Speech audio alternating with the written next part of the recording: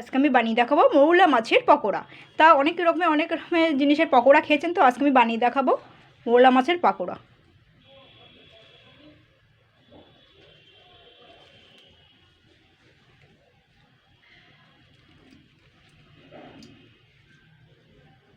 নমস্কার বন্ধুরা, আমি Priyanka, welcome back to my channel. বন্ধুরা, আজকে আমি বানিয়ে দেখাবো মৌরলা মাছের রেসিপি। তো এটা কিন্তু সামুদ্রিক মৌরলা মাছ।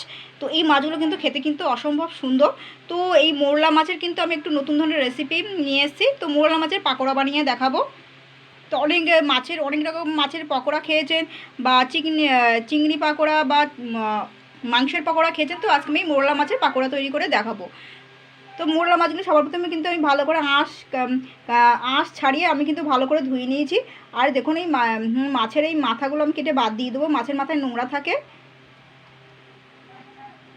শুধু মাছের এই মাথাটা আমি কেটে বাদ দিয়ে দেবো। আর এর গায়ে কিন্তু আঁশও থাকে, আমি আঁশটা কিন্তু সবার আগেই কিন্তু আমি ধুয়ে নিয়েছি, মানে কেটে পরিষ্কার করে ধুয়ে নিয়েছি। তো শুধু আমি মাছের মাথাটা কেটে বাদ দিয়ে দেবো, দিয়ে আমি কিন্তু আবার ধুয়ে নেবো। তো দেখুন আমি কিন্তু মাছের মাথাগুলো কিন্তু সুন্দর করে ছাড়িয়ে নিয়েছি। এবার আমি এতে বেশ কিছু কিছু উপকরণ দেব। তো দেখুন আমি কিন্তু এখানে স্বাদ মতন নুন, চিনি আর হলুদ গুঁড়ো নিয়েছি, এগুলো দিয়ে দিচ্ছি। আর লঙ্কা গুঁড়ো নিচ্ছি, লঙ্কার গুঁড়ো। ঝাল যেরকম খাবেন সেরকমই নেবেন, বেশি ঝাল হয়ে গেলে কিন্তু খেতে পারবেন না, বিশেষ করে বাচ্চারা খেতে পারবেন না। আমি এটা এখানে জলজিরা প্যাকেট নিয়েছি, এটা দিয়ে দিচ্ছি। এটা ম্যাগির মশলা নিচ্ছি, সেটা দিয়ে দিচ্ছি। এখানে অর্ধেকটা কিন্তু ম্যাগির মশলা আছে, আমি এই অর্ধেকটাই কিন্তু দিয়ে দিলাম। ব্যাস, এবার আমি এইগুলোকে আগে ভালো করে কিন্তু মেখে নেব।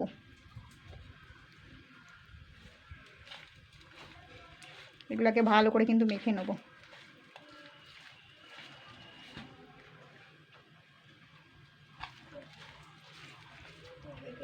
ভালো করে কিন্তু মেখে নিতে হবে, এগুলো পড়ে যাচ্ছে।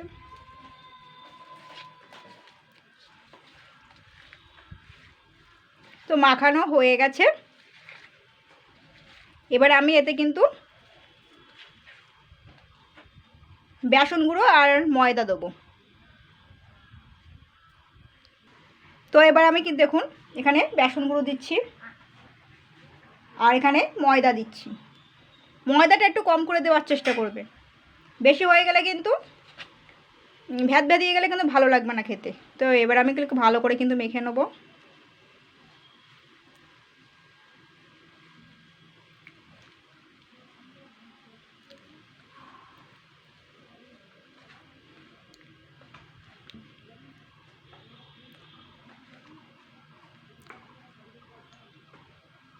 দেখুন মাখানো হয়ে গেছে, ভালো করে মাখতে হবে কিন্তু 3-4 মিনিট ধরে।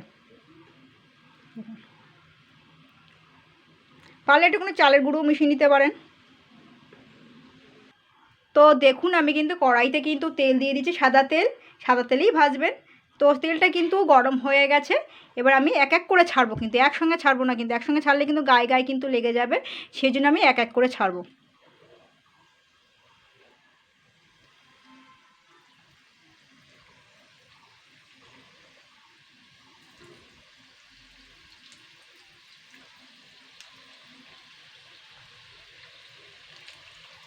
অল্প অল্প করে দিতে হবে, কিন্তু একসঙ্গে বেশি দিলে হবে না।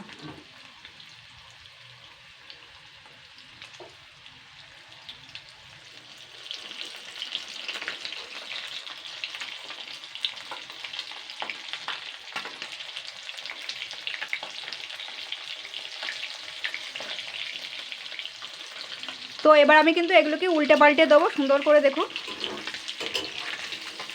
এগুলো কিন্তু সুন্দর ফ্রাই হয়ে গেছে। এগুলো কিন্তু বেশিক্ষণ লাগে না, ছোটো ছোটো মোরলা মাছ তো, বেশি কড়া হয়ে গেলে কিন্তু একদম জঘন্য লাগবে খেতে। 2 থেকে 3 মিনিটই লাগবে কিন্তু এগুলো ভাজতে। ডিপ ফ্রাই করার কোনো কিন্তু দরকার নেই, ডিপ ফ্রাই করলে কিন্তু একদমই কিন্তু মাছটা খেতে বানাবো। বেশি কড়া ভাজা গেলে তাহলে এই মাছের গায়ে কিন্তু মাছগুলো আর লেগে থাকবে না, বাজে হয়ে যাবে। তো এগুলো আমি এবার তুলে নেব। দেখুন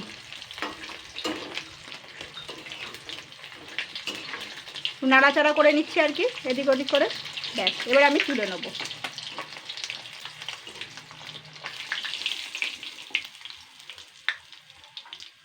তেলটা দেখুন আমি কিন্তু আবার দিয়ে দেবো ছাড়া ছাড়া।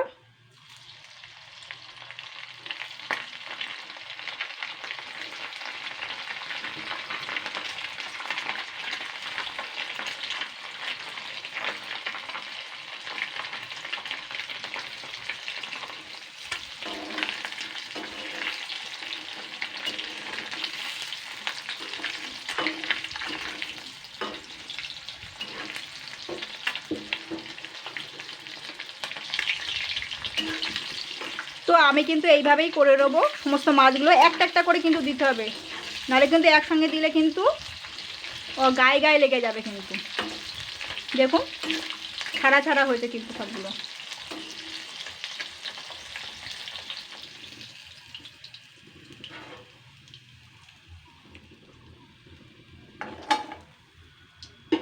কি সুন্দর হয়েছে দেখুন মাছ ভাজাগুলো, ফিশ পকোড়াগুলো। তো দেখুন পকোড়াগুলো কিন্তু সবগুলো কিন্তু হয়ে গেছে, কতটা সুন্দর দেখুন, সবকটাই কিন্তু ছাড়া ছাড়া হয়েছে দেখুন। তো বন্ধুরা এইভাবে বানিয়ে ফেলবেন মৌরলা মাছের পকোড়া, আর খেতেও কিন্তু খুব সুন্দর হয়েছে।